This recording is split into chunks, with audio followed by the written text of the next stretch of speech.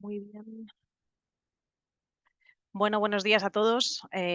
Son y 35, hemos dado 5 minutillos de rigor, aunque se sigue conectando gente. Pero bueno, pues vamos a dar comienzo a nuestro webinar de puesta en servicio. Bienvenido a todos. Muchísimas gracias por vuestra asistencia. Yo soy Carmen Longas, soy la responsable del Departamento de Acceso a Red en Red Eléctrica. Y bueno, pues esta práctica ya es algo tradicional para nosotros, ¿no? Un webinar anual que os cuenta pues, novedades y trata pues, de aclarar aspectos sobre la tramitación de la puesta en servicio, que es un proceso fundamental para nosotros y para vosotros, ¿no? Los que tramitáis la puesta en servicio de nuevas plantas al sistema. Hemos creído que era un buen momento para hacer este webinar porque más o menos hace un año, desde nuestra última edición de 2023, nos transmitís que son muy útiles para vosotros. Antes de que hagáis preguntas se va a quedar, estamos grabando este webinar y lo colgaremos en nuestra página web para que lo podáis consultar cuando sea útil, ¿de acuerdo? Entonces, bueno, pues no ha habido novedades en la normativa, ¿no? sobre este proceso, pero sí que las hay en la plataforma y sí que las hay pues, derivadas de esa experiencia operativa de tramitación de un montón de plantas, ahora lo veremos, ¿de acuerdo? Entonces, bueno, pues contamos con un numeroso y experto equipo. Si pasas a la siguiente transparencia, por favor, Américo. Esos somos los ponentes de hoy. Estoy yo como responsable del Departamento de Acceso a Red. Me acompañan del Departamento de Acceso a Red Alejandro del Huerto, Natalia Caño, David Vara, Débora Horta, Alejandro Cubillo y Américo Bueno.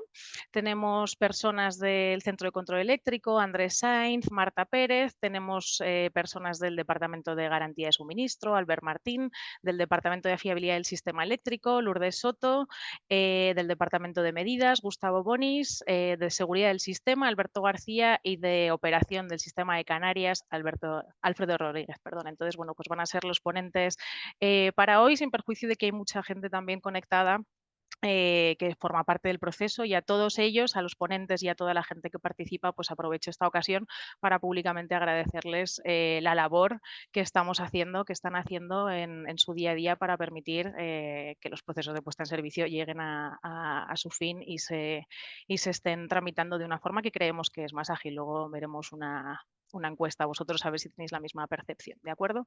Entonces, bueno, pues antes de empezar, antes de comentaros el contenido que hemos preparado, las típicas preguntas, o sea, las típicas cuestiones técnicas, ¿no? Hay un chat, si no me equivoco, en el Teams para cuestiones técnicas de oye, no se oye, no se escucha, no veo al ponente. Tenemos la opción de levantar la mano, pero en principio vemos que la agenda está apretada, entonces no vamos a hacer uso de ella. Y tenemos las preguntas y respuesta, que es la caja en la que os animamos a hacer vuestras preguntas, y entonces en el transcurso de este webinar iremos contestando poco a poco a todas las preguntas que nos planteéis. Si son cuestiones específicas de algún expediente específico, os animamos a usar la plataforma, el canal de contacta con nosotros, pero si son cuestiones generales o de dudas de contenido, por favor, utilizadlo y os trataremos de dar solución. Pregunta, ¿se va a grabar el webinar? Ya lo he dicho, sí, se va a grabar y además quedará publicado en nuestra página web, allá donde está normalmente, ¿de acuerdo? Entonces, bueno, pues vamos allá. La agenda que hemos preparado es la siguiente, ¿de acuerdo? Una breve introducción de un par de transparencias para ver cómo desde una perspectiva de sistema va el proceso. Unas cuestiones generales, ¿no? Son, bueno, pues para los que os estáis iniciando, ¿no? En este conocimiento, en este proceso de puesta en servicio, que no es nada sencillo, pues hablaremos un poquito del proceso general de puesta en servicio, de las notificaciones operacionales asociadas, del tipo de solicitud de puesta en servicio que debéis cursar para según lo que queráis conseguir. Y bueno, pues una cuestión cada vez más recurrente, que es la puesta en servicio por fases, y en la energización parcial, pues que conozcáis las diferencias y que conozcáis cuál es la tramitación que debéis seguir, porque el seguir una buena tramitación es muchas veces el éxito para conseguir la agilidad que todos ansiamos, ¿de acuerdo?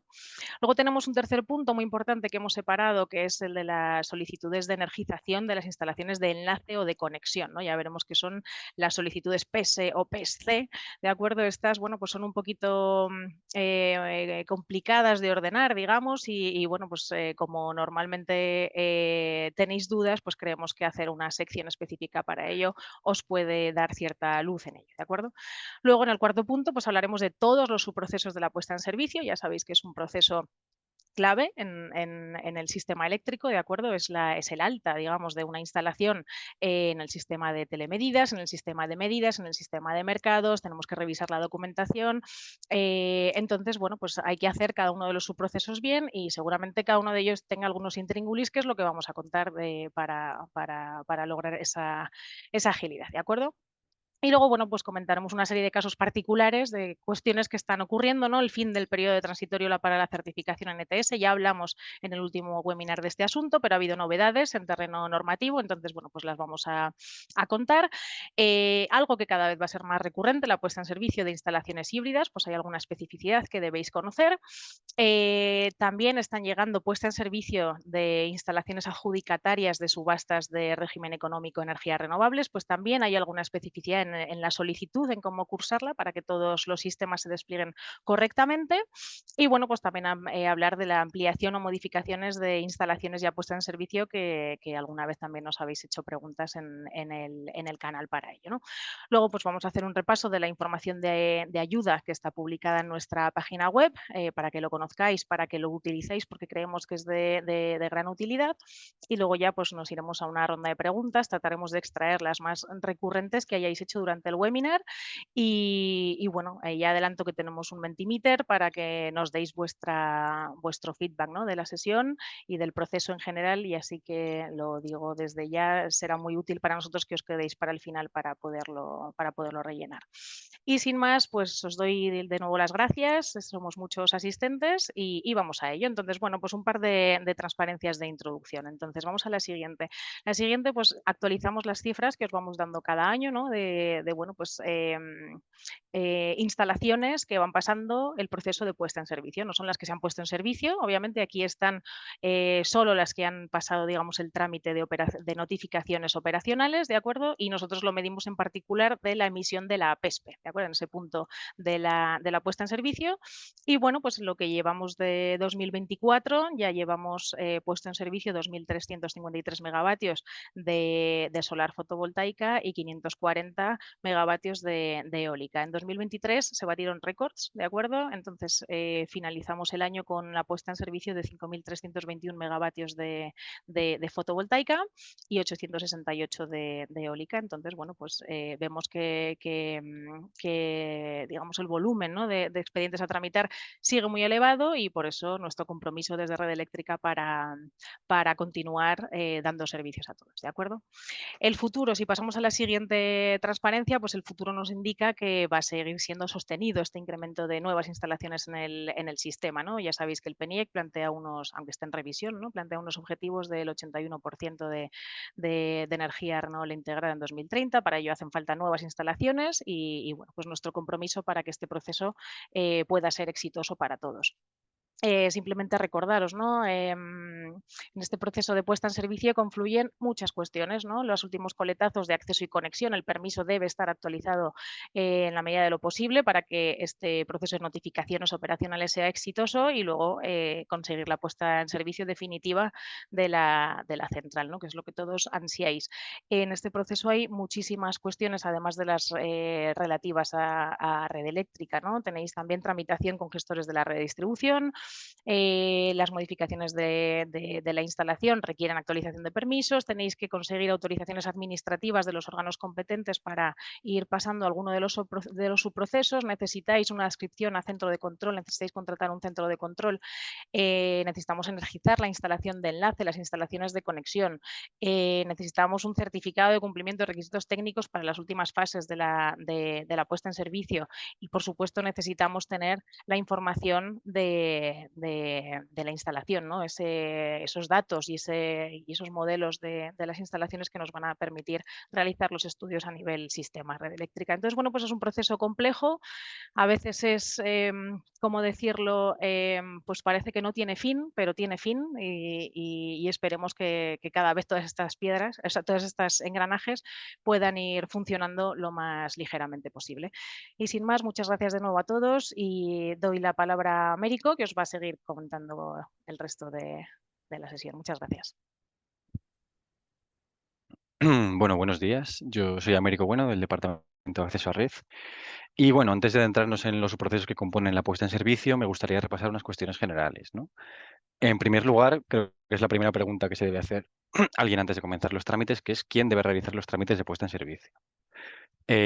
Bueno, pues los trámites de puesta en servicio tienen que ser realizados por todos los módulos de generación de electricidad de instalaciones conectadas a la red de transporte. Eh, Previo a iniciar la puesta en servicio deben contar con permisos de acceso y conexión.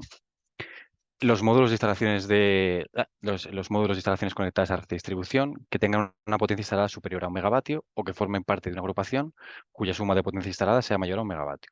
Para los territorios no peninsulares, este umbral es de 0,5 megavatios. Y por último, aquellos módulos de generación que ya estén en servicio, pero por alguna ampliación, modificación o sustitución de equipos sufran una modificación importante.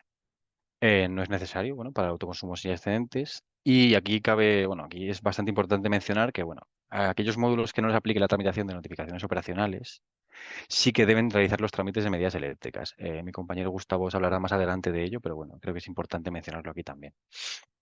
Bueno, vamos a continuar repasando brevemente un poco los distintos hitos del proceso de puesta en servicio. Primero empezamos con los módulos conectados a red de transporte.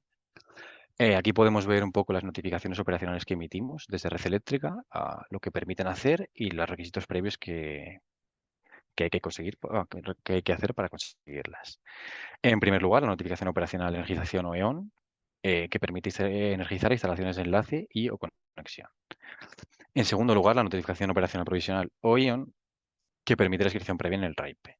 Eh, Tras ella está la APESPE o aprobación para pruebas de preoperacionales de funcionamiento, que permite el vertido de energía. Y finalizando este proceso está la notificación operacional definitiva o FON, que permite la inscripción definitiva en el RAIPE. Bueno, aquí podemos ver ya un poco trasladado a la plataforma, ¿no? Que cuando alguien realice una solicitud PESE o PSC en la plataforma, lo que al final busca es conseguir la EON. Y cuando se realiza una solicitud PES-GT, lo que está buscando es conseguir pues, la EON, la PESP y la FON. Continuamos con los módulos de generación conectados a la red de distribución, ¿vale? Es parecido a lo mencionado anteriormente y bueno, la principal diferencia es que nosotros no emitimos la notificación operacional de energización o la EON y en lugar de las notificaciones operacionales que hemos mencionado anteriormente, desde Red Eléctrica emitimos informes previos, ¿vale? Es el gestor de la red de distribución quien emite las notificaciones operacionales. Entonces, bueno, trasladándolo a la plataforma, como hemos hecho anteriormente, cuando alguien cursa una solicitud PES-GD, al final lo que está consiguiendo, lo que está intentando conseguir es el informe previo a ION, la PESP y el informe previo a FON. Bueno, continuamos con un punto que nos parece bastante importante porque es la necesidad de autorizar los permisos, ¿no? Pues idealmente los permisos de acceso y conexión deberían estar actualizados antes de comentar los trámites de puesta en servicio, pero si no lo están, nosotros lo indicaremos al admitir a trámite las solicitudes.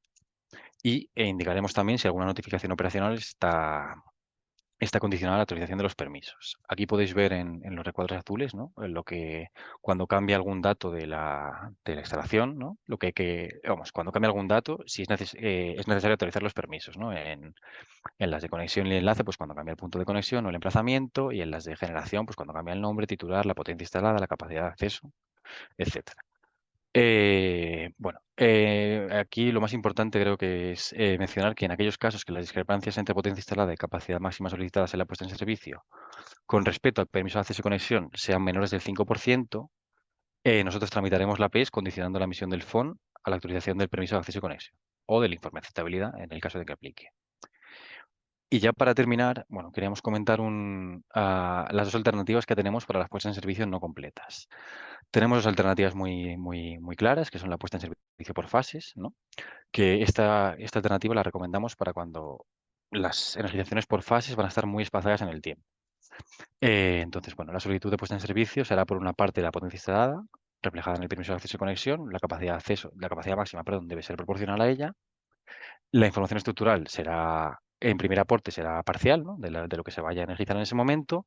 Y luego, según se vayan poniendo en servicio las demás fases, se deberá aportar toda la información estructural, bueno, acumulativamente, ¿vale?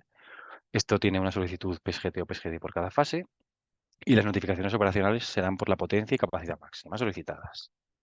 Y luego está el otro caso, una energización parcial, ¿no? En el que la ION saldrá por el total de la potencia instalada de capacidad máxima otorgadas en el permiso, se aportará la información estructural completa, se cursará una única solicitud y bueno, hay que indicar que cuando aquí se emitirán varias APESPES hasta completar toda la potencia instalada del permiso de acceso Y hasta que no estén todas las APSPs emitidas, no se podrá continuar con el proceso de puesta en servicio, que es la obtención de la notificación operacional definitiva o FON. Bueno, aquí os pongo un pequeño ejemplo, ¿vale? Para que sea un poco más claro, yo creo. Tenemos un MG cualquiera, un MG Luna que tiene 10 megavatios de potencia instalada y 6 megavatios de capacidad máxima. Entonces, bueno, si vamos por la primera opción, la puesta en servicio por fases, nosotros cursaríamos una solicitud PSGT con 8 megavatios de capacidad de potencia instalada, perdón, y la parte proporcional de capacidad máxima. Esta puesta en servicio se tramitaría entera, ¿no? Se emitiría una ION, una PESP y una notificación y una FON, ¿vale? Y una vez finalizada la primera solicitud, podemos abrir una segunda solicitud para solicitar el resto de capacidad y potencia a poner en servicio. Por el otro lado, si vamos por energización parcial, pues únicamente teníamos que cursar, una única solicitud por la totalidad de la potencia y capacidad, y luego podríamos podríamos solicitar un número indeterminado de APSPs hasta que sumen toda la potencia instalada del permiso de acceso y conexión. Y luego, finalmente, la notificación operacional definitiva saldrá por la totalidad de la potencia instalada como la ION. Bueno, y ahora voy a pasar con mi compañero Alejandro del Huerto, que os va a contar más acerca de la energización de instalaciones de enlace y conexión. Muchas gracias, Américo. Vale, pues me presento, soy Alejandro del Huerto y pertenezco, al igual que Américo, al departamento de acceso a la red de red eléctrica. Bueno, este webinar lo queríamos hacer extensivo para todos los agentes, tanto generadores, consumidores, como gestores de la red de distribución. Y de ahí que cada una de las diapositivas, ¿vale? Si puedes pasar a la siguiente, vamos a indicarlo, ¿vale? Qué requisitos o qué ítems aplican a cada uno, ¿vale? Como podemos ver en nuestra parte derecha, vemos que disponéis de la representación de generadores, de gestores de redistribución y obviamente de consumidores, en el que agrupamos, por ejemplo, la administración de infraestructuras ferroviarias, electrointensivos, industrias químicas, centro de datos, ¿vale? O sea que vamos a representar cada requisito, cada apartado a quien aplique. ¿Vale? Si continuamos a la siguiente, vale, pues previamente veíamos el resumen que vamos a comentar en este apartado 3 y es lo que estaba comentando Carmen Longas y Américo. Los permisos de acceso y conexión deben estar actualizados antes de iniciar estas solicitudes EON de puesta en servicio e instalaciones de enlace, ¿vale? Si no están actualizados, si no están acordes a las autorizaciones administrativas, no podéis comenzar esas solicitudes, ¿vale?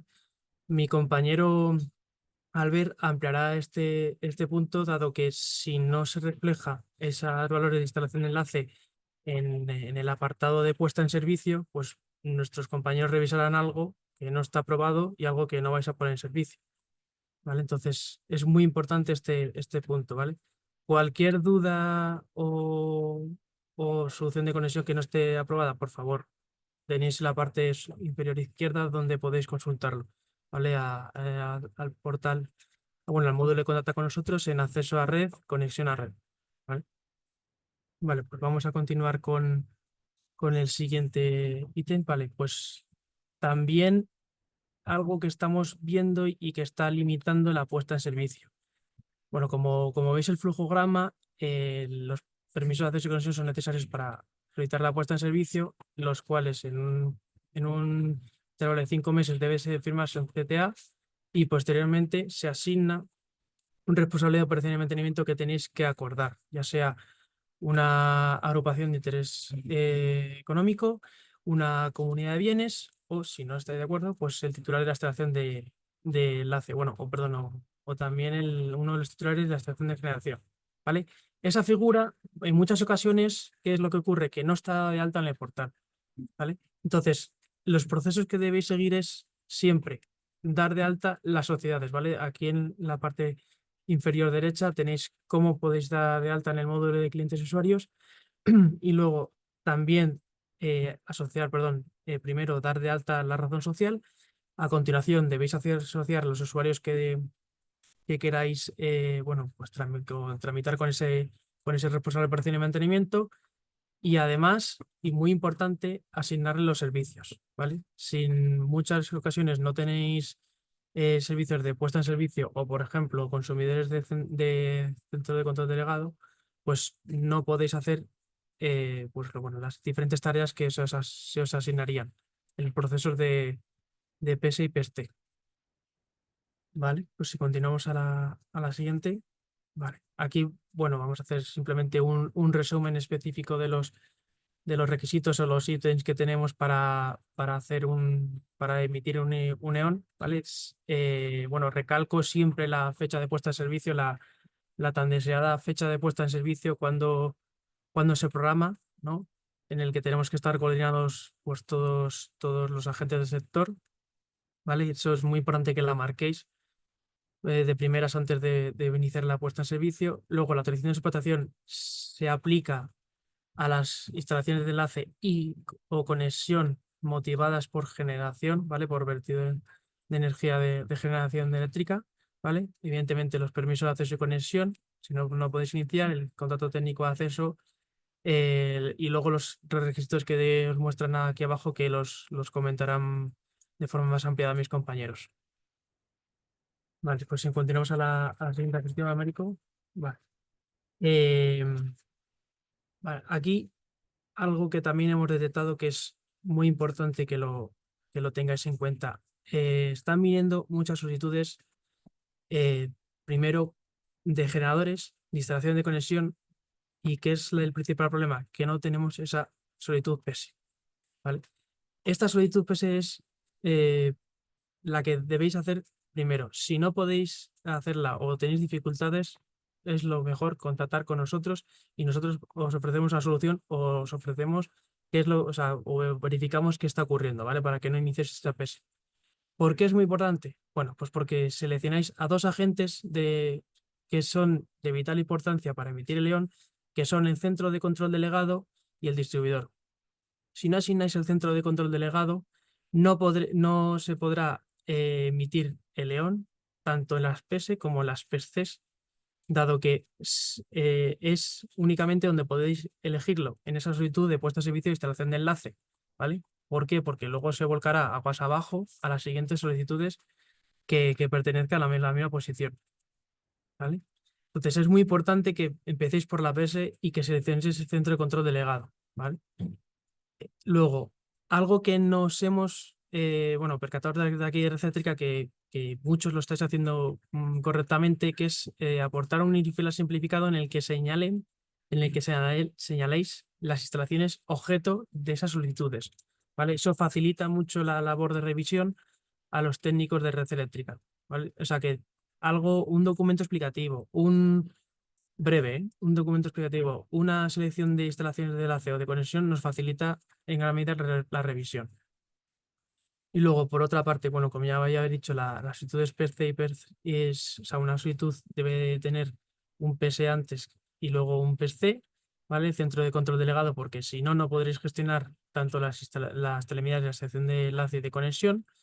Y bueno, y finalmente el PGT, ¿vale? Como ha dicho mi compañero Américo, para obtener el ION a PESPE y el FON. ¿Vale? Si continuamos a la siguiente, Américo. Vale. Y luego las soluciones de conexión. Aquí, bueno, pues siempre tenéis, o hemos visto que tenéis la duda de cuándo se debe de chequear este testigo o o qué solución es la más idónea, ¿no? Para presentarla en las solicitudes de puesta de servicio e instalación de enlace. Bueno, pues con la experiencia que nos habéis dado también, hemos visto que el león 90% de las veces lo emitimos una vez obtenéis vosotros la autorización de explotación para generadores. Entonces, si en la autorización de explotación indica pues esa instalación de enlace o únicamente esa instalación de enlace, sería preferible hacer la opción de la parte izquierda de la pantalla, con fondo blanco. Sin embargo, si tenéis unas solución de conexión en el que os plantean otra o habéis tramitado de otra manera, pues es mejor la solución de conexión planteada en la parte derecha de la pantalla, ¿vale?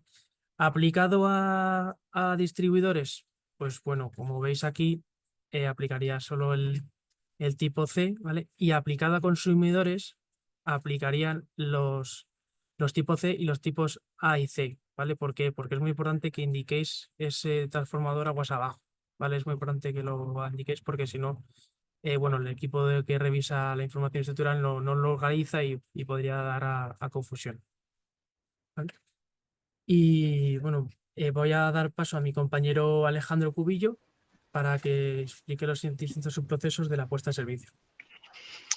Gracias, Alejandro. Ah, Bueno, yo soy Alejandro Cubillo, también del Departamento de Acceso a la Red en Red Eléctrica, y os voy a hacer una introducción de los subprocesos que comprende la puesta en servicio. Pasa, Américo, porfa. Muy bien, antes de realizar o enviar la solicitud, se tiene que tener en cuenta diferentes aspectos, como comprobar en el propio portal los activos que se tienen en el clientes y usuarios, se puede consultar. Además, es importante revisar los datos básicos que definen la solicitud, que coincidan con los permisos de acceso y conexión y con la aceptabilidad. Por otro lado, tenemos la potencia instalada y la capacidad máxima, que al igual que todos estos datos básicos, deben coincidir con todo lo registrado en el permiso de acceso y conexión. Y en el caso de tener alguna que difieran, pues que aclarar la razón por la que son diferentes. También es importante decir que se tiene que aportar un unifoliar simplificado y todos los documentos, como ha dicho Alejandro previamente, que puedan ser útiles para facilitar la tramitación, pues se pueden adjuntar en este apartado que veis ahí, el de documentación, para, como digo, facilitar todo el trámite. Muy bien, una vez que se tiene admitido este trámite, se comienza o se da paso a este lanzamiento de subprocesos en la puesta de servicio, y también indicar que es importante que no cualquier cambio de documentación pues va a retrasar el proceso y no beneficia la salida rápida de la puesta en servicio. Bueno, también como veis abajo a la derecha, perdona, Américo, recordaros que tenéis el portal de Contacta con nosotros para cualquier duda concreta y que lo tenéis a vuestra disposición. Vale, muy bien. Para consultar el estado de la solicitud tenemos diferentes indicadores dentro de la plataforma. Aquí podemos ver los diferentes subprocesos y un ejemplo de diferentes estados. Este semáforo, a modo de diferentes colores, te indica en qué estado se encuentra, desde en verde, que ya está completamente validado, en gris, que todavía está en elaboración o queda en revisión. Es importante también, de cara al promotor, la parte que esté en amarilla, que son todos aquellos que están pendientes de subsanación o de aportación de extra de documentación. Este estado, bueno, en este caso es un ejemplo de una ION, se puede consultar. Este es el espacio de tramitación dentro de la plataforma, que está más desglosado, pero también en el punto frontera y los datos generales está disponible en la visualización de este estado. Y bueno, también de cara a las tareas que tengan pendientes de aportar a la documentación, en la plataforma, dentro del apartado Mis tareas, podéis consultar todas las solicitudes con filtros acerca del módulo, el nombre de la instalación y demás.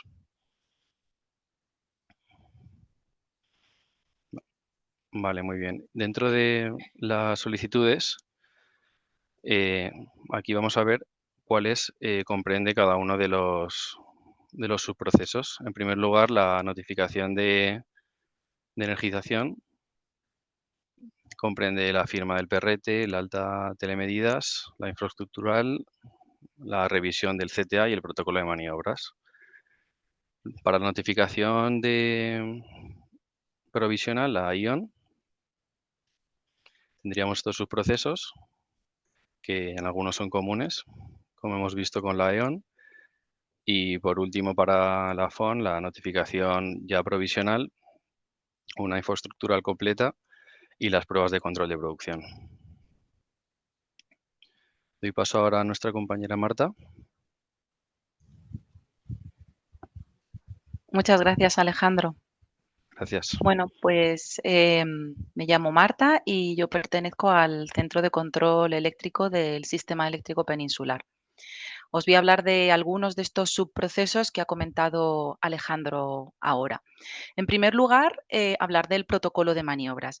¿Qué es el protocolo de maniobras? El protocolo de maniobras es un documento donde se detallan las maniobras para que la primera energización de esas instalaciones esté coordinado, sea seguro y además se compruebe el correcto funcionamiento de los equipos.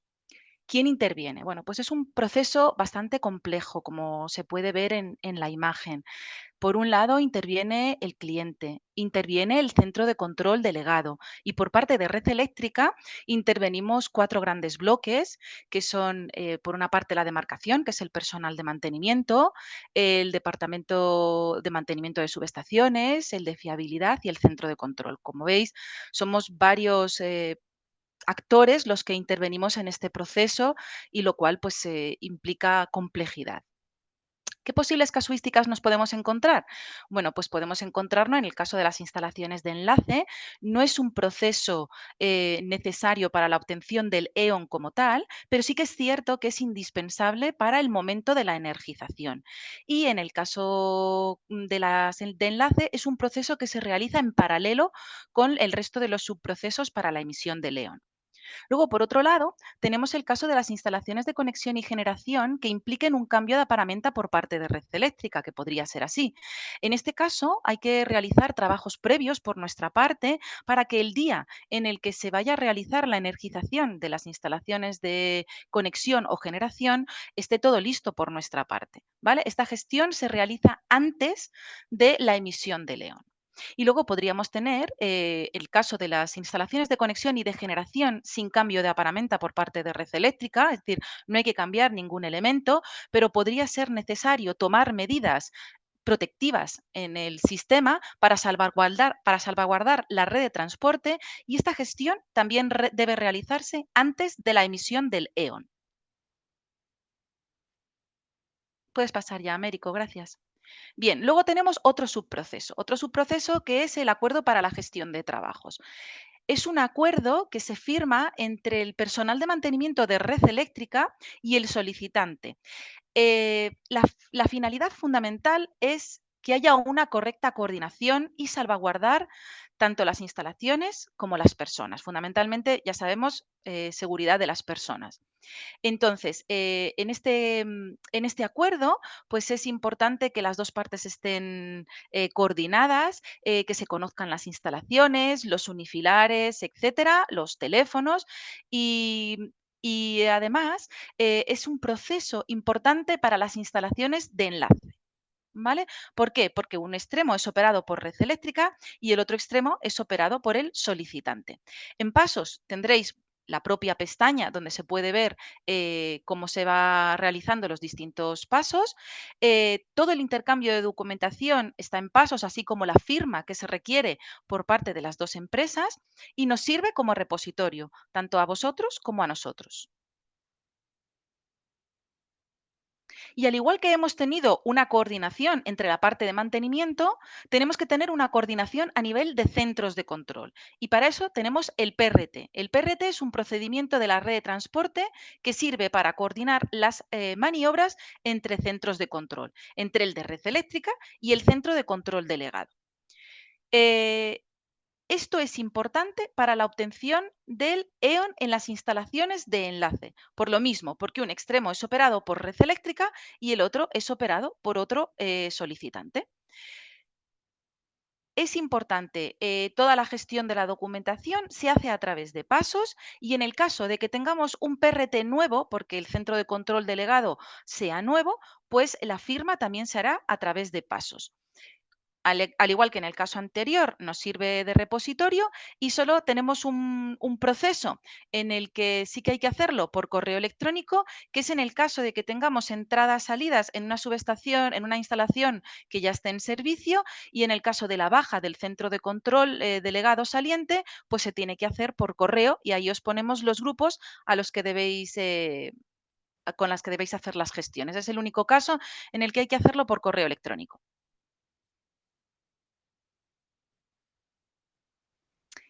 Y el último, bueno, otro de los últimos puntos que voy a tratar es el tema de las telemedidas. Y hay que diferenciar entre medidas, de lo que va a hablar a continuación, bueno, dentro de un poco mi compañero Gustavo, y las telemedidas.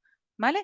Las telemedidas, que es de los que os voy a hablar yo, son señales que vamos a enviar entre centros de control y que están especificadas en el PO 9.2 en el caso de la península, como en los sistemas eléctricos no peninsulares, el PO 9. Lo digo porque sí que nos han llegado varias consultas a la parte de telemedidas cuando lo que se quería hablar es de medidas. Comentaros que ¿a quién aplica? Pues aplica tanto a las instalaciones de enlace, puede aplicar a algunas instalaciones de conexión, que solo requiere el operador del sistema, y para las instalaciones de generación.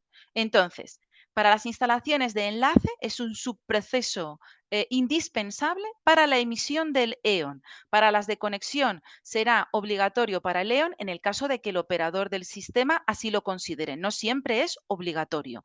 Y luego en las de generación, pues también es obligatorio para la emisión de los permisos. Sí que comentar que en el caso de las instalaciones de generación todavía el proceso no está en pasos y por tanto tenéis que seguir haciéndolo a través del correo electrónico. Aquí os hemos puesto tanto el del sistema eléctrico peninsular como el de los sistemas eléctricos no peninsulares. ¿Vale? Importante. ¿Quién interviene? Interviene el centro de control delegado en el caso de las de enlace y de conexión y en el caso de las de generación y de las de generación de distribución, de generación tanto de transporte como de distribución, interviene el centro de control de generación y demanda. Nos ha ocurrido en muchas ocasiones que no se sabe muy bien a quién, o sea, qué aplica esto del alta de telemedidas para el caso de las de generación y comentar que es el centro de control de generación y demanda que contrata el cliente para el envío de las telemedidas al centro de control de red eléctrica, ¿vale? Entonces eso es importante que quede claro. Para las PS y para las PC es importante tener un unifilar simplificado con los elementos y con vuestra codificación, ¿vale? Y luego otra cosa que ya hemos visto que ya no es tan problemático es el tema de los usuarios, que tienen que estar activos en el servicio centro de control para poder hacer todas estas gestiones. Y luego tenemos el tema de las pruebas de control de producción en el sistema eléctrico peninsular, las PCPs, ¿vale? ¿Para qué sirve? Pues para verificar que el generador cumple las consignas que da el operador del sistema con objeto de que maximicemos las energías renovables en el sistema. Todavía es un proceso que no se encuentra en pasos y por tanto se deberá seguir gestionando a través del correo, que os lo pongo, aparece aquí en la diapositiva, gestioncecre@re.es.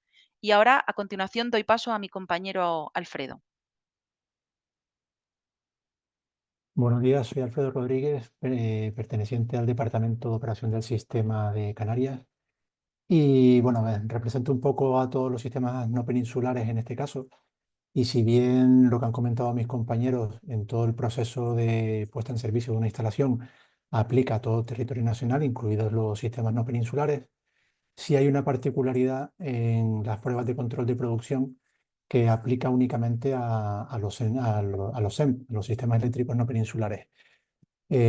Aparte de las pruebas de control de producción que acaba de comentar Marta, pues también tenemos una serie de pruebas que establece el procedimiento de operación 12.2 de los SEM, que son las pruebas que son para comprobar las capacidades técnicas de los módulos de parque eléctrico. Y esas, pues hasta ahora, hasta el 2 de febrero, se podían hacer desacopladas unas de otras. En el proceso de ascripción se podían hacer, por una parte, las pruebas de control de producción, la instalación se ascribía y ya luego, posteriormente, se pasaban las pruebas del 12.2. A partir del 2 de febrero de este año, todas las nuevas incorporaciones, todas las nuevas adscripciones tendrán que hacer estas pruebas de control de producción y del 12.2 conjuntamente. Ya no se pueden hacer en dos fases, sino tendrán que hacerse conjuntamente. Para todas aquellas instalaciones que estuviesen en el proceso de alta con anterioridad al 2 de febrero y tuviesen pendientes pasar estas pruebas del 12.2 de comprobación de las capacidades técnicas de los módulos, pues se les ha dado una prórroga de 8 meses, hasta el 2 de febrero del 2024, para pasar estas pruebas del 12.2 y completar su adscripción. Aquellas instalaciones que a 2 de octubre no tuviesen completadas estas pruebas del 12.2, pues automáticamente perderían su adscripción y todo lo que hubiesen tramitado hasta ese momento. Esa es un poco la particularidad que tenemos en los sistemas no peninsulares con respecto a todo el proceso que han comentado hasta el momento mis compañeros. Y sin nada más que añadir, pues le paso el testigo a mi compañero Gustavo Bonis, que hablará a continuación del punto frontera. Hola, buenos días. Gracias, Alfredo. En cuanto al requisito del punto frontera, vamos a definir la generalidad de lo que es el punto de conexión entre actividades distintas en el sistema eléctrico, ¿vale? Donde se mide esa transición de energía y que permite la liquidación. Tenemos dos tipos de puntos frontera, principalmente en lo que refieren a estas puestas en servicio, que son los puntos frontera entre distribución y transporte y los puntos de frontera entre generación y distribución. Independientemente de a qué tipo de red se conecte, los puntos fronteras se dan de alta siempre los de generación entre generación y distribución. Y en el caso de que se conecte directamente a transporte, se genera una frontera adicional entre distribución y transporte. Para el alta de la frontera DT se necesita para la emisión de León, ¿vale? De la instalación de enlace, y el que tiene que realizar esta solicitud, esta gestión, es el distribuidor. Para el resto o sea, para el otro punto frontera, el ED, el responsable de hacer la tramitación será el generador, ¿de acuerdo? Y se necesita para la notificación operacional provisional. En el caso de que las instalaciones de generación no requieran notificaciones operacionales, es decir, que su potencia instalada sea menor o igual a 1 megavatio en territorio peninsular o menor de 0,5 megavatios en territorios no peninsulares, se requiere hacer la solicitud del punto frontera, siempre que sea mayor de 450 kilovatios. ¿De acuerdo? Al no requerir la puesta en servicio, no saldrá una tarea directamente desde la puesta en servicio, sino que hay que hacer una solicitud directamente desde el módulo de medidas eléctricas. ¿De acuerdo? Entonces, si pasamos a lo que es a los requisitos, pasa al siguiente, por favor. Siguiente. Ah, ya lo he visto. Vale. Los requisitos para la EON y el ION, para las notificaciones operacionales, son los siguientes. Lo primero es cumplir con el reglamento de puntos de medida, ¿de acuerdo? Se comprueba que la información de los equipos de medida es correcto y las configuraciones de medida definidas sirven para calcular la energía intercambiada y además comprueba que se ha generado una orden de trabajo para realizar la verificación in situ de estos equipos de medida, para que se compruebe que están dentro de su rango de precisión. Para las instalaciones de generación también se comprueba el impacto en la configuración de medida de la instalación de enlace, ¿vale? Para que se comprueba que esa frontera DT esté dada de alta y que cumple con los requisitos del reglamento igualmente. A veces no requerirá ningún tipo de modificación, pero en otras ocasiones sí que es necesario que se modifique para cumplir con el reglamento.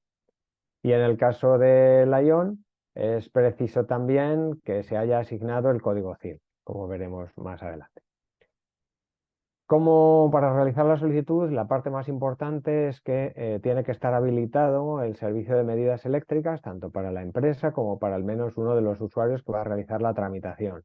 Sin este servicio dado de alta y un usuario activo, no se puede lanzar la tarea para que se complete, ¿de acuerdo? Entonces, a veces os sucede que ya habéis hecho la solicitud de puesta en servicio, se lanza o se debería lanzar la tarea de alta de punto frontera, pero no os llega porque no tenéis este servicio habilitado. Cuando lo habilitáis y ya tenéis un usuario, se lanza esa tarea, ¿de acuerdo? Entonces, este proceso de alta requiere una solicitud específica, ¿vale? Además del resto de trámites de la puesta en servicio, ¿vale? Se tramitará en el módulo de medidas, pero esa tarea se lanza desde la parte de la puesta en servicio. Es decir, una vez se acepta a trámite la solicitud de puesta en servicio, se lanza una tarea a los usuarios habilitados en el servicio de medidas y les aparece en la sección de mis tareas. Es esa solicitud de alta de punto frontera la que se debe tramitar, ¿de acuerdo? Ya hicimos un webinar en diciembre del 22, que está publicado en la web de clientes de Red Eléctrica, donde podéis ver las especificidades del trámite, ¿de acuerdo? Hacemos siempre hincapié en realizar las solicitudes con suficiente antelación. En las fronteras de T, como ya os hemos indicado, el responsable de hacer la solicitud de alta de punto frontera es el distribuidor y debería hacerlo con al menos 2 meses para ir con holgura y llegar a la fecha de la puesta en servicio. Las fronteras de generación, en las que la debe hacer el generador o su representante, en realidad el requisito es hacerlo cuanto antes se disponga de la información y ya se haya lanzado esa tarea. No es necesario esperar a que ya se acerque la puesta en servicio, conviene tenerlo cuanto antes para poder tramitar todo el expediente con suficiente antelación y que lleguemos a tiempo, ¿de acuerdo? En el caso de puestas en servicio parciales, se debe completar primero la solicitud de la puesta en servicio, o sea, la puesta en servicio parcial o la nueva puesta en servicio, o sea, la PESPE parcial, perdón, la nueva puesta en servicio, y de allí sale también una tarea de modificación de punto frontera, que es la que hay que completar. Es decir, que aunque se vaya a generar un CIL, no se debe solicitar una ampliación de potencia CIL, porque esas solicitudes para otro tipo de trámites. Esta sería desde la tarea que sale en la puesta en servicio. Bueno, y entonces pasamos a ver lo que es el código CIL. El código CIL es el código de identificación de la instalación a efectos de liquidación. ¿De acuerdo? No hay que confundirlo con el certificado CIL. Este certificado refleja tanto el punto frontera como el código CIL que se le ha asignado, además de la categoría, grupo y subgrupo y la potencia instalada, que según se ha definido en el Real Decreto cuadro 13 de 2014, ¿vale? ¿Cómo se obtiene este CIL, el código CIL? Tras el alta de punto frontera, requerimos al distribuidor que nos envíe el CUPS asociado a esta instalación. Y además al generador se le solicita el acta de puesta en marcha. Con ambos documentos o con ambos códigos se realiza la codificación del CIL. Aquí se le asigna la potencia instalada tal cual se define en el Real Decreto y que figure en el acta de puesta en marcha. El código CUPS, como os digo, se le solicita al distribuidor y es necesario que nos lo envíe, a pesar de que también aparezca en otros documentos. Es necesario que nos lo envíe el distribuidor para que así se confirme que ha dado de alta esta instalación dentro de sus sistemas. Con lo cual es un requisito imprescindible que lo envíe el propio distribuidor. Para la emisión del certificado CIL también es necesario que se haya aceptado el presupuesto de verificación e inspección del que hemos hablado antes y que además se haya validado los datos del borrador, porque a veces puede surgir algún tipo de controversia entre lo que se haya indicado en este certificado. Los requisitos del CIL y del certificado es que para la emisión de la ION es necesario disponer del código CIL asignado a la instalación para que se pueda hacer esta liquidación, y el certificado CIL es necesario para que se pueda hacer la inscripción previa de la instalación en el Ministerio y así obtener la PESPE. Bueno, como puntos a tener en cuenta, el código CIL y el certificado CIL se generan automáticamente, ya no es necesario hacer una solicitud manual de genérenme el certificado, se asocia directamente a la puesta en servicio. El código CUPS, como digo, lo debe enviar el distribuidor mediante un fichero de intercambio entre los concentradores, de tal manera que no se hace manualmente. El proceso de alta del punto frontera incluye también la generación del CIL y también su certificado, con lo cual este trámite dentro de la puesta en servicio, aunque pueda aparecer como completado la parte del cumplimiento del reglamento, la parte del CIL todavía puede estar pendiente. El estado de la generación del CIL aparece dentro del expediente de alta de punto frontera. y en breve, o sea, estamos trabajando para que se pueda ver también en la misma tramitación del expediente puesta en servicio, ¿vale? Pero en caso de dudas, si vais al expediente de alta de punto frontera, veréis en qué estado está. Si está pendiente de recibir el acta puesta en marcha, si está pendiente de recibir el CUPS o pendiente de emitir el propio certificado, ¿vale? Y para evitar demoras también en la tramitación, es importante que la potencia instalada que se ha indicado en la puesta en servicio coincida con la potencia indicada en el acta de puesta en marcha, ya sea, o sea, sobre todo en la parte de las instalaciones fotovoltaicas, que se indique el número de inversores y su potencia, o el número de paneles y su potencia igualmente. ¿De acuerdo? Y ahora doy paso a mi compañero Albert para que siga con la parte de información estructural. Hola, buenas. Gracias, Gustavo. Buenos días. Soy Albert Martín, del Departamento de Garantía de Suministro, y os voy a comentar los aspectos más relevantes de la información estructural. La información estructural es de aplicación para todas aquellas instalaciones de generación, demanda o almacenamiento conectadas a red de transporte o mayores de 1 megavatio conectadas a red de distribución, y también para instalaciones de enlace y conexión. Toda la información requerida está recogida en el procedimiento de operación 9.0, que lo tenéis disponible en nuestra web pública. De los datos específicos que se os solicita de cada tipo de tecnología, puntualizar que para la potencia de cortocircuito se trata de la referida al módulo de parque eléctrico o MPE. Por otro lado, también queremos hacer hincapié en el requisito de capacidad reactiva del Reglamento de la Unión Europea del 2016/631, ya que en caso de no cumplimiento, aunque no es limitante para la obtención de la ION, para instalaciones conectadas a red de transporte os informamos mediante correo electrónico previa obtención de ION que en la NTS se os puede producir una reducción de la capacidad máxima. Para las instalaciones conectadas a la red de distribución, es el gestor de la red quien valida ese requisito. Si puedes pasar, Américo, por favor.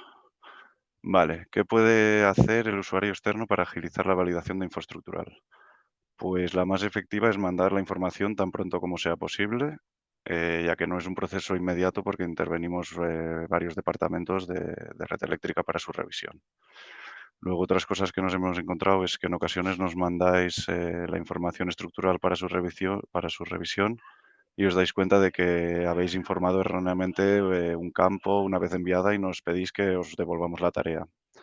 A ver, el funcionamiento de la plataforma no es tan fácil como devolver la tarea ya que cuando vosotros nos mandáis la información, nos llegan tareas a varios departamentos para revisar la información recibida, por lo que devolver la tarea no es inmediato, por lo que os pedimos encarecidamente que reviséis todos los campos antes de mandar la información para agilizar su validación. Por otro lado, los campos que rellenaron en su momento en acceso y conexión, si para la puesta en servicio han cambiado por el motivo que sea, hay que realizar una actualización de esos permisos, incluso antes de crear la solicitud de puesta en servicio. Eso también nos va a agilizar la validación. Aunque hay campos que no son obligatorios para la obtención de la ION, como puede ser las casillas de características adicionales, los modelos dinámicos, etcétera. Pero si ya disponéis de ellos, lo podéis informar desde el inicio del proceso, lo tenéis todos los campos habilitados. Eso también os va a agilizar el proceso de validación. Luego, en algunas ocasiones, también una vez validada la infraestructural, nos solicitáis modificar algún campo. Por temas de robustez de la aplicación, no es sencillo modificar campos ya validados, por lo que os pedimos que os aseguréis previamente que el dato que informáis es correcto, por favor. Y finalmente, si tenéis alguna duda sobre cómo rellenar los campos solicitados, es mejor que antes de mandarnos la información estructural para su revisión, realicéis una consulta a través del mismo portal de pasos, ya que los tiempos de respuesta pues, son rápidos y ahorrará tiempo de requerimientos de subsanación. Y ya le paso la palabra a mi compañero Alberto García. Gracias.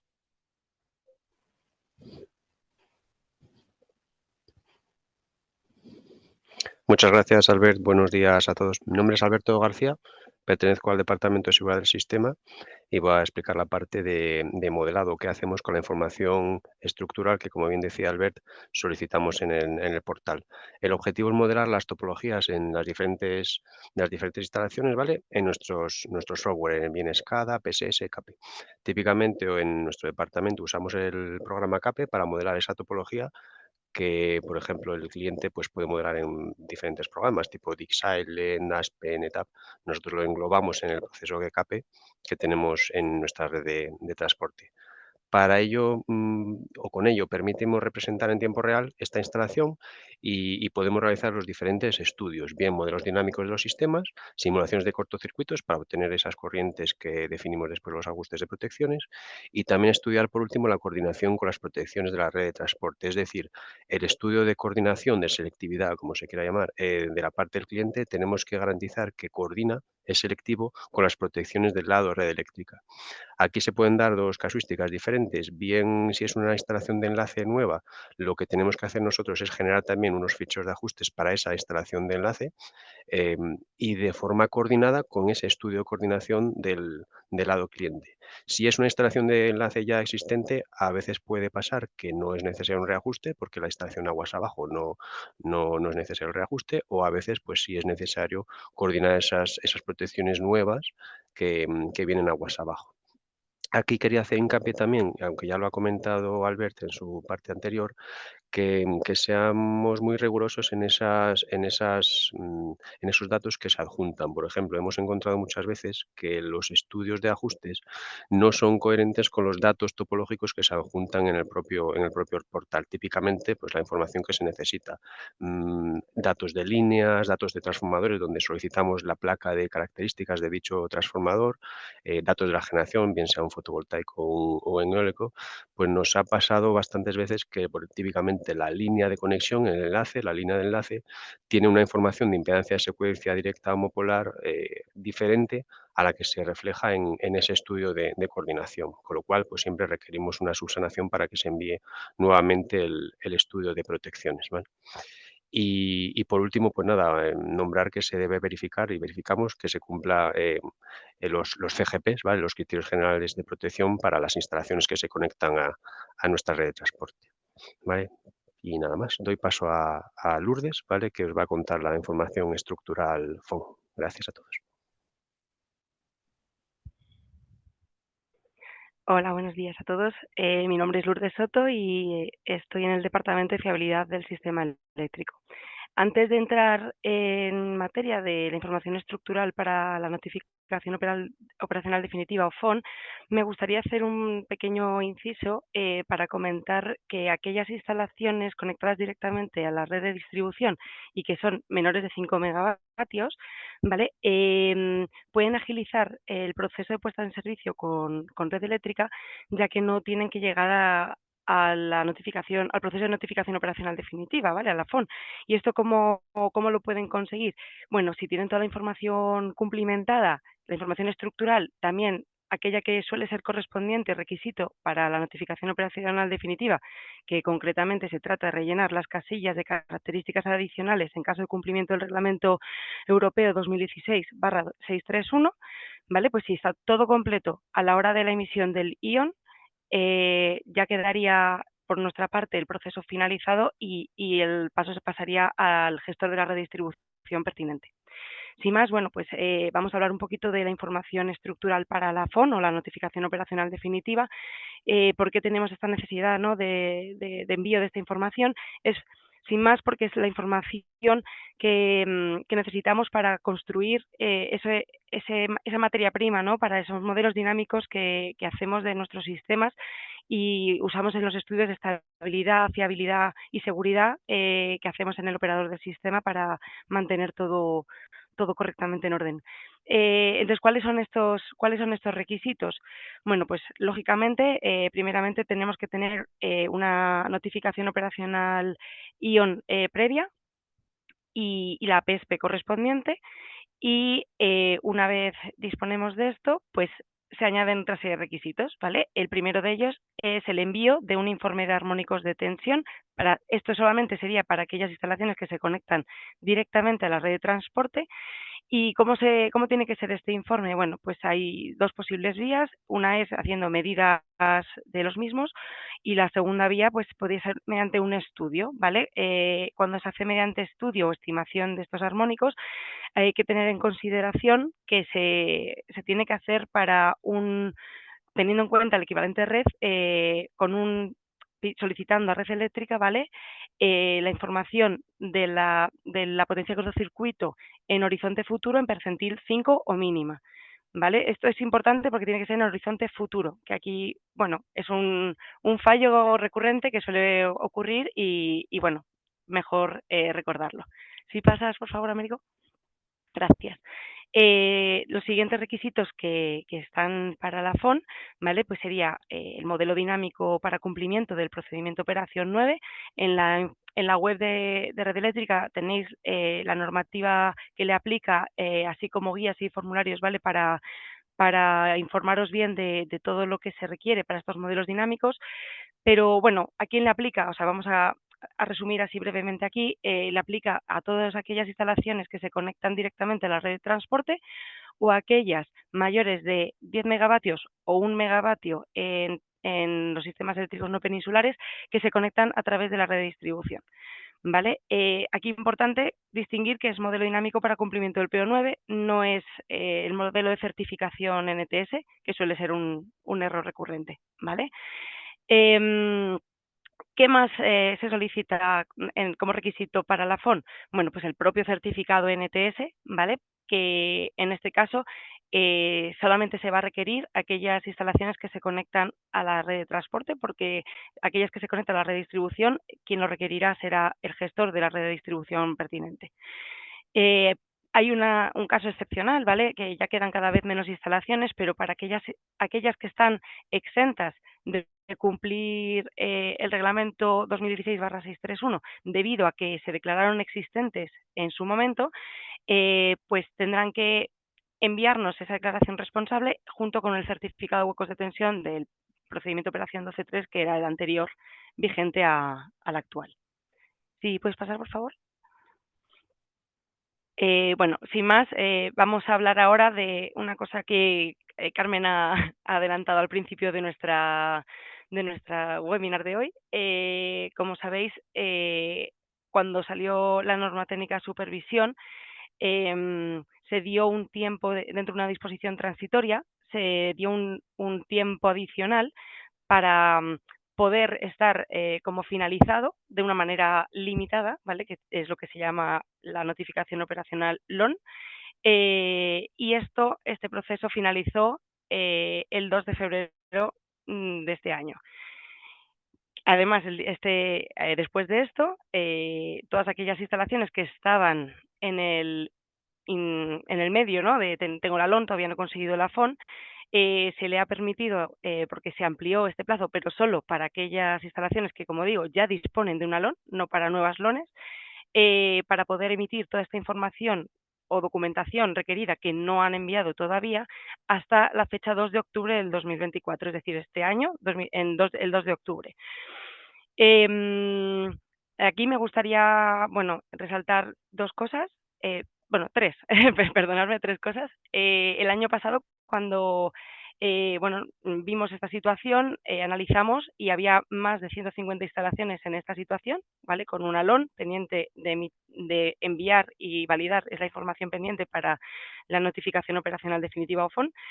Se ha hecho mucho trabajo por parte tanto de Red Eléctrica, Ministerio, distribuidores, para intentar llegar a los promotores, ¿no? Y a los propietarios para que, bueno, oye, que os falta información, tal, y hemos conseguido que actualmente solamente 49 instalaciones estén pendientes de envío de información.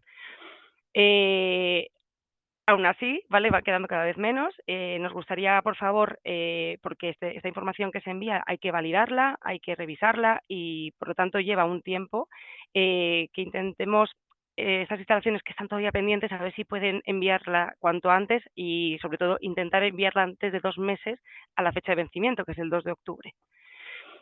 Para terminar esta parte, se ha creado en el canal, la aplicación clientes, ¿vale? de la web de Red Eléctrica, un canal, ¿vale? Dentro de Contacta con nosotros, para el envío de dudas y envío de esta documentación que queda pendiente por enviar, que el proceso sería dentro de canal clientes, Contacta con nosotros, puesta en servicio y fin de la disposición transitoria primera. Sin más, doy paso a mi compañera Débora Horta. Hola, gracias, Lourdes. Pues nada, siguiendo con estos casos particulares, pues creemos conveniente comentar la tramitación en particular de las instalaciones híbridas, que bueno, esta diapositiva es simplemente para comentar aspectos generales de la admisión a trámite, muy brevemente, porque nos llegan consultas de, oye, ¿cómo se tramita la hibridación en concreto? Porque solamente hay información de tramitación de MGEs. Pues es que al final es lo mismo, ¿vale? No hay un botón específico para tramitar hibridación.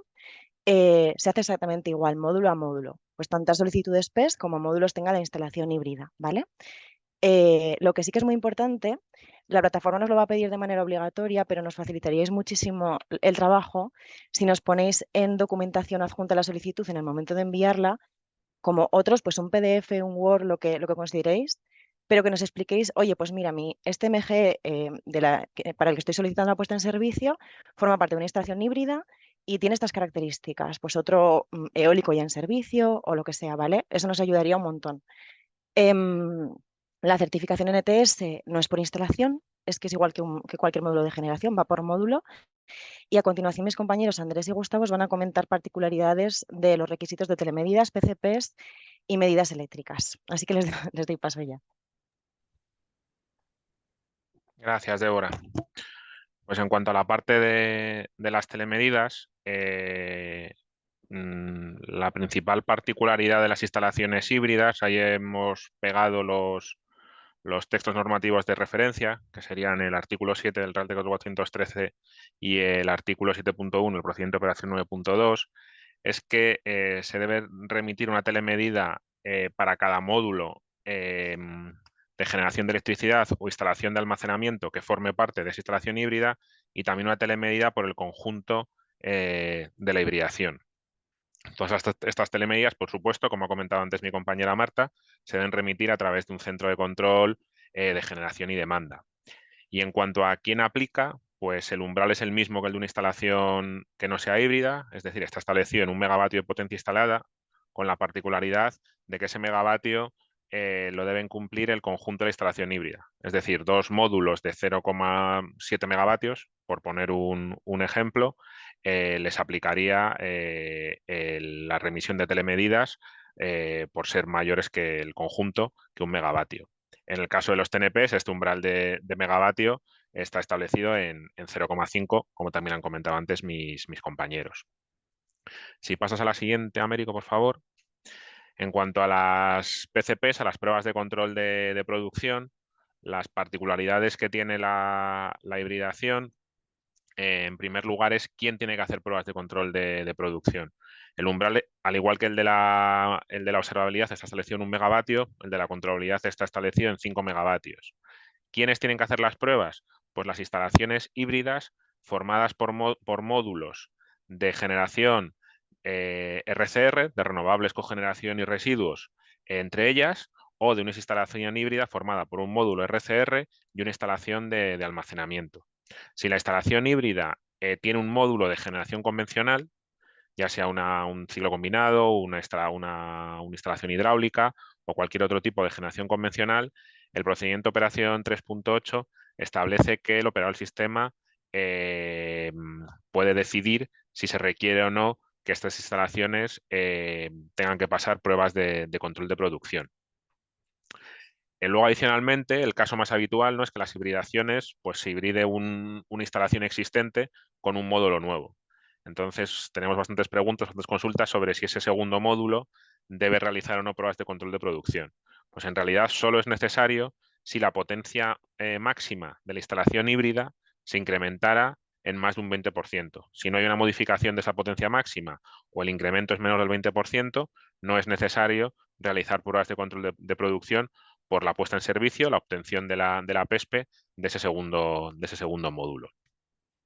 Luego, un par de detalles importantes es que las pruebas de producción se realizan con la telemedida de la hibridación en su conjunto, no con la telemedida de cada uno de los módulos. Utilizamos siempre la telemedida de la hibridación.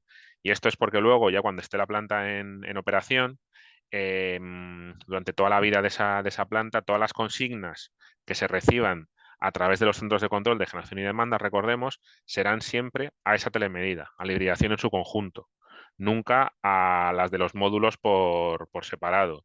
Esto es un poco pues, por el concepto de hibridación, ¿no? Que entendemos que es potestad del titular de la planta decidir cuál de los módulos, en caso de que esto sea posible, pues pudiera reducir su producción.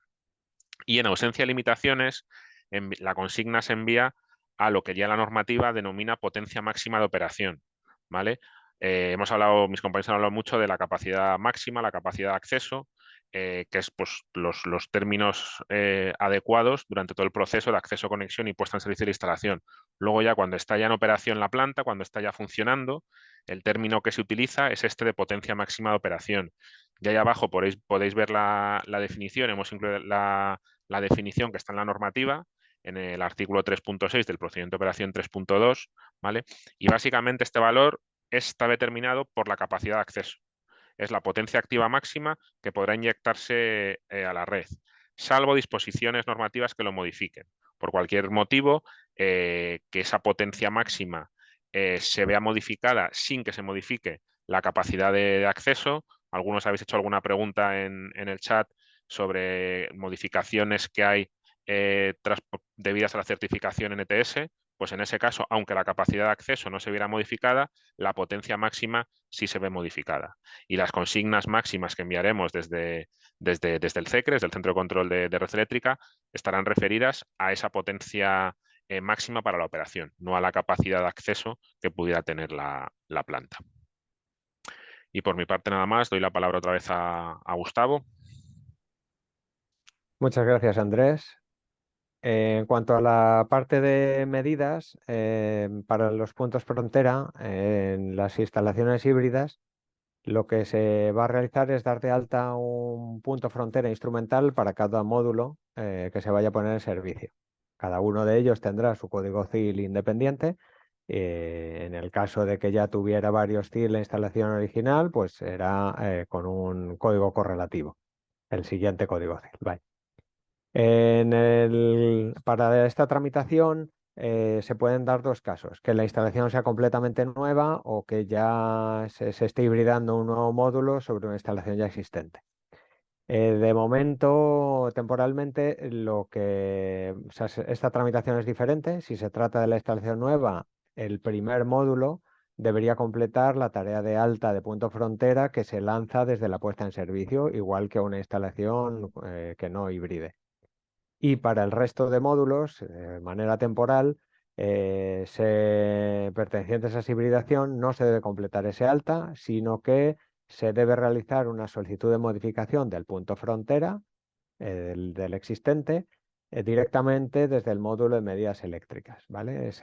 Esta solicitud de modificación se enlazará manualmente con este expediente de puesta en servicio y de esta manera quedará el proceso de notificación operacional quedará bien enlazado, se asignará el CIL correspondiente a esta ampliación, ¿de acuerdo?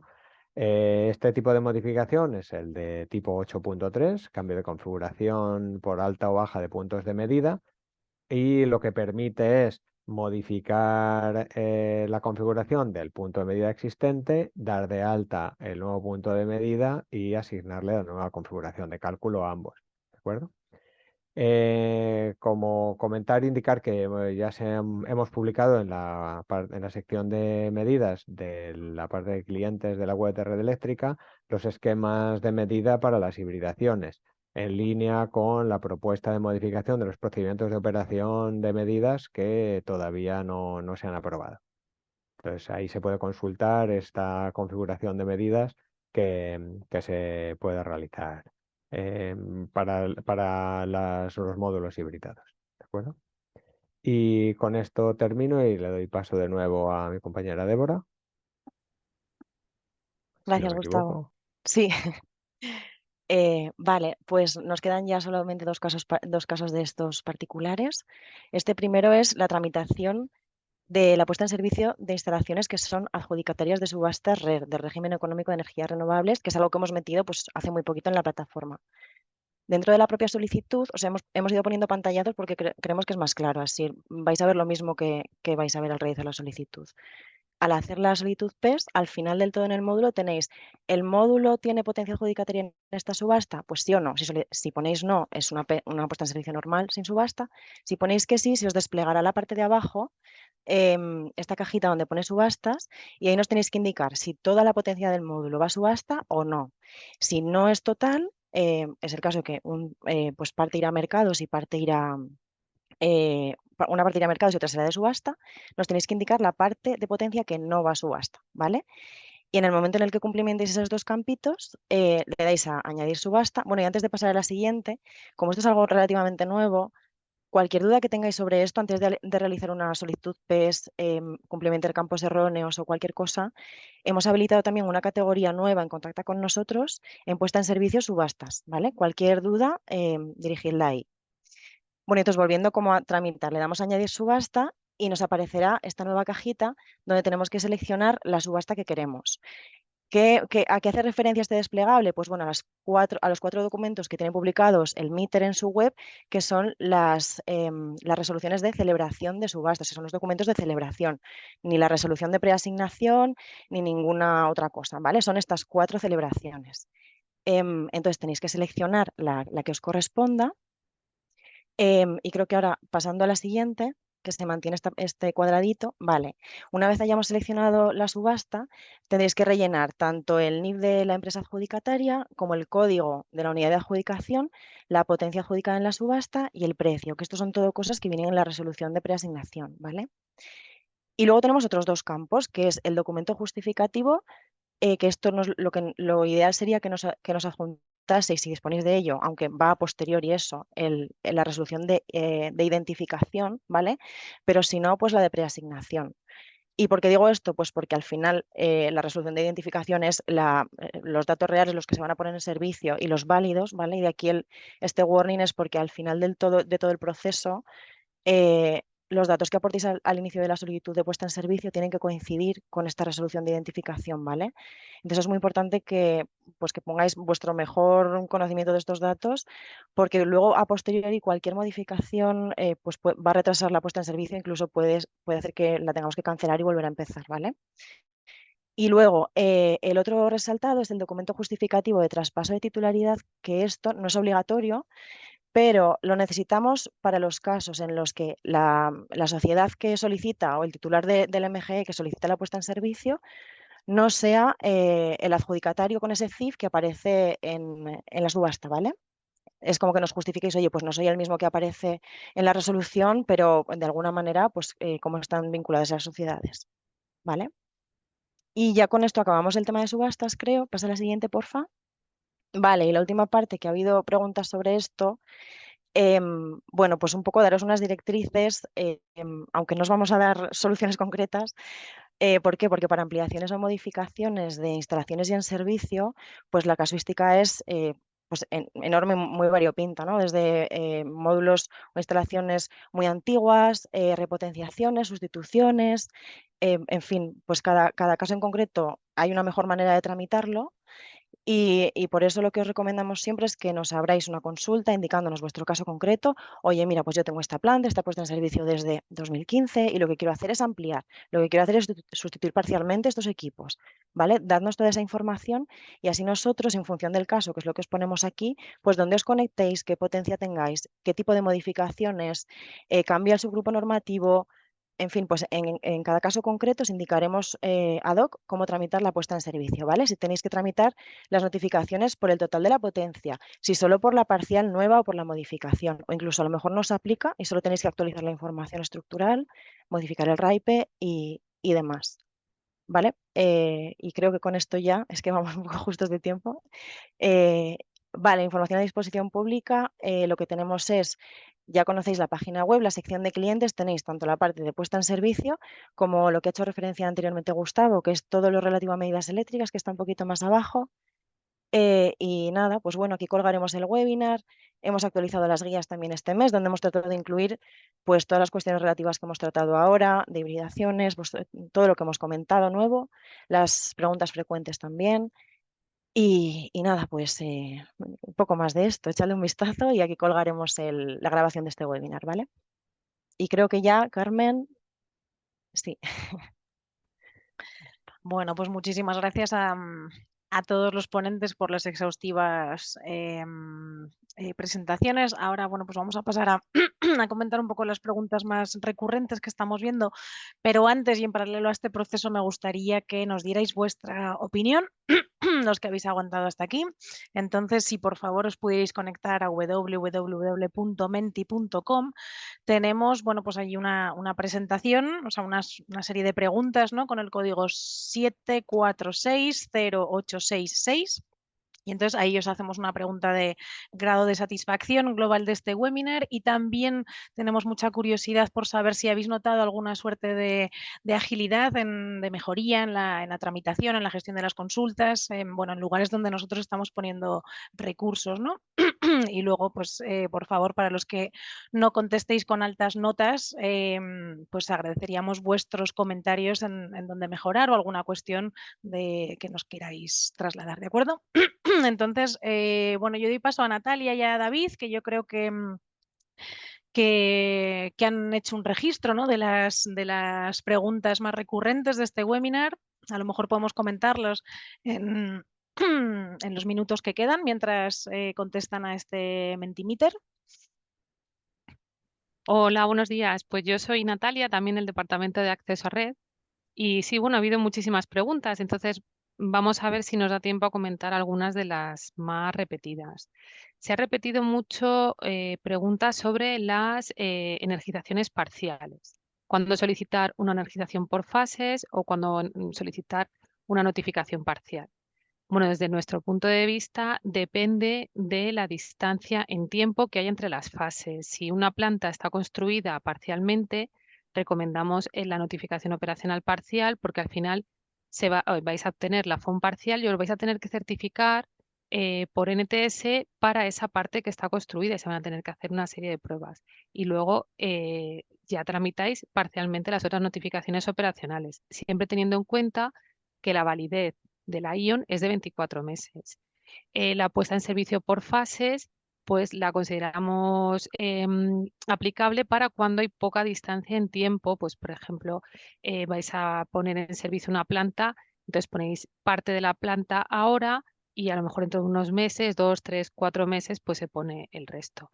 Ahí se obtendría una ION por el total y es en la APESPE cuando solicitáis, la propia plataforma os lo permite, la energización, la APESPE por fases, teniendo en cuenta que para cada fase tenéis que adjuntar el acta de puesta en marcha de esa fase en concreto. Y posteriormente la FON se obtendría por el total y la certificación NTS por el total. Otra pregunta que se ha repetido mucho es la referente a las notificaciones operacionales de energización. Cuándo obtener una APS, una EON de la instalación de enlace, cuándo obtener una EON de la instalación de conexión. Entonces, aquí yo, Alejandro, si Sí. quieres tú contestarla, te paso la palabra. Vale, así ha sido algo muy recurrente. ¿Quién debe realizarla? ¿Quién es el sujeto que debe contestarla? Bueno, lo hemos dejado claro. Es ese responsable de operación y mantenimiento el que debe solicitar esa solicitud de puesta en servicio e instalación de enlace. Adicionalmente, esa figura, esa gente debe de realizar la solicitud también de instalaciones de conexión de forma compartida, ¿vale? Para que, pues bueno, por esa mediación pues de esa forma, ¿vale? Entonces, cualquier duda de expedientes, como ha dicho mi compañero Debra, es mucho mejor y preferible que lo escribáis por contacto con nosotros y nosotros os orientamos, ¿vale? Para daros una respuesta más eficiente, ¿vale? Muchas gracias, Natalia. Muchas gracias. Y otra pregunta, ha habido dos preguntas referentes al requisito de alta en el sistema de medidas, que era una referida a bastantes dudas referentes a qué hacer con las solicitudes, con las instalaciones menores de 1 megavatio, y luego bastantes dudas referentes a dónde localizar los esquemas para los equipos de medida de las hibridaciones. Entonces, aquí doy paso a Gustavo por si nos quiere contestar o dar algún dato adicional. De acuerdo. Para las instalaciones de potencia instalada mayor de 4, o sea, a partir de 450 kilovatios y hasta 1 megavatio, estas instalaciones no requieren notificaciones operacionales. Lo que sí necesitan es que se dé de alta el punto frontera. Entonces, la tramitación de la puesta en servicio se hará con el distribuidor, pero se necesita dar de alta este punto frontera. En lugar de hacerlo desde la parte de puesta en servicio, hay que ir al módulo de medidas eléctricas y hay un botón que indica alta de punto frontera. Entonces, ahí es donde se hacen las solicitudes para eso, para instalaciones de potencia menor de, o sea, de hasta 1 megavatio. ¿Vale? Y lo que es el proceso del alta es muy similar, del alta del punto frontera, me refiero desde la parte del punto de vista de medidas, con la cual la tramitación es similar, tanto para la gestión del punto frontera en sí, como del CUPS y el CIL. ¿De acuerdo? Y los esquemas de hibridación, he contestado alguna pregunta, pero están básicamente donde ha indicado Débora, en la parte, en la sección de clientes, en la parte de gestión a tus medidas eléctricas, y ahí hay un apartado con documentación en el que se indican los esquemas que están propuestos de medidas para las instalaciones tanto hibridadas como de almacenamiento, ¿vale? O como mezcla de ambas. Muchas gracias, Gustavo. Bueno, y luego ha habido bastantes preguntas más. Entonces, sí que ha habido muchas preguntas concretas de instalaciones concretas. Entonces, para eso recomendamos que abráis una consulta en el portal a través del módulo de Contacta con nosotros, porque así podemos mirar tranquilamente vuestros expedientes y contestaros más detenidamente. Y bueno, pues por nuestra parte nada más, Carmen. Bueno, muy bien, pues sí que me gustaría agradecer a los casi 400 que todavía seguís conectados. Si queréis, a lo mejor estáis conectados por curiosidad de qué ha contestado la gente. Voy a tratar de compartir. No puedo compartir. Américo, ¿puedes dejar de compartir, por favor? Intento compartir lo que tengo aquí de presentación de Mentimeter. A ver, sí, ya lo tengo. Muy bien, yo creo que se ve, ¿verdad? No, todavía no. Se ve la pantalla, ¿verdad? ¿Me podéis confirmar alguno? Sí, ya se ve, Sí, Carmen. vale, estos son los resultados del Mentimeter. Para nosotros es de enorme utilidad, ¿no? Saber vuestra opinión. Bueno, veo que el grado de satisfacción es bastante elevado, así que me alegro. También vamos a pensar que bueno, que apreciáis cierta mejoría, hay margen de mejora todavía, en ello trabajaremos, pero bueno, en cualquier caso, muchas gracias por el feedback y bueno, pues hay alguna cuestión que nos hacéis trasladar, alguna muy positiva y otros, bueno, pues un poco las cuestiones recurrentes que veíamos siempre, ¿no? Una atención personalizada. Ya hemos hablado del volumen de expedientes que hay, no solo en APESPES, imaginaros en IONES, APESPES, FONES, LONES. Entonces, la verdad es que el grado de atención personalizada proponemos que sea a través del canal de consultas a clientes. Estamos trabajando mucho en mejorar la calidad de respuesta y la agilidad de respuesta y creemos que ha habido grandes avances también en esa materia, ¿no? Entonces, bueno, pues animamos a que sea por ahí, por esa vía, ¿no? El contacto que tengamos. Muchos decís, se agradecería más simplicidad en futuros webinars. Es cierto que el contenido se va complicando, ganamos experiencia operativa y nosotros ganamos experiencia en casos específicos. Cada caso de la puesta en servicio es un mundo. Hay cosas que ni se nos habían ocurrido que pueden ocurrir y ocurren y las tenemos que solucionar. Entonces, claro, cada vez somos más sabios y lo vamos enrevesando más. La buena noticia es que tenemos todos los webinars que hemos hecho grabados y colgados en la web y yo diría que son un poco secuenciales, ¿no? De oye, pues al principio dábamos un poquito más de detalle del proceso general para que para que tratarais de entenderlo, y ahora nos hemos ido a casos más específicos que puede ser más difícil de entender. También nos decís que hemos ido un poco rápido, lo lamentamos, es verdad que el tiempo, pues estamos incumpliendo 4 minutos, el tiempo era limitado, pero lo bueno de tenerlo grabado es que podéis repetirlo y no a un 1,5 de velocidad, ¿no? Si no hace falta. Entonces, bueno, esto es un poco lo que tenemos, dejo de compartir.